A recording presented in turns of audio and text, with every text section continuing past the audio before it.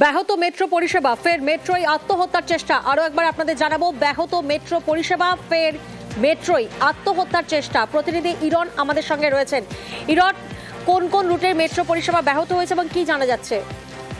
দেখো, আজকে ঠিক 6:32 নাগাদ নেতাজি ভবন মেট্রো স্টেশন, সেখানে আত্মহত্যার চেষ্টা হয় এবং সেই কারণে মেট্রো পরিষেবা বন্ধ থাকে এবং নেতাজি ভবন মেট্রো স্টেশনে আত্মহত্যার চেষ্টার কারণে মূলত মেট্রো যে পরিষেবা সেটা দু রুটেই কিছুটা সংক্ষিপ্ত করা হয়েছে এবং এই মুহূর্তে যে মেট্রো পরিষেবা রয়েছে সেটা ময়দান থেকে দক্ষিণেশ্বর পর্যন্ত একদিকে চলছে, অন্যদিকে কিন্তু উত্তম কুমার থেকে ক্ষুদিরাম পর্যন্ত চলছে। অর্থাৎ পরিস্থিতি যেহেতু আত্মহত্যার চেষ্টা হয়েছে এবং সেই প্রসেস দ্রুত আবার ঠিক নিয়ে এসে পরিষেবা দ্রুত নর্মাল করার চেষ্টা করা হচ্ছে, কিন্তু আপাতত এই দুটি দিকের মেট্রো চলাচল করছে। নেতাজি ভবন মেট্রো 6:32 নাগাদ একজন আত্মহত্যার চেষ্টা করেছেন, তার পরিচয় এখনো জানা যায়নি।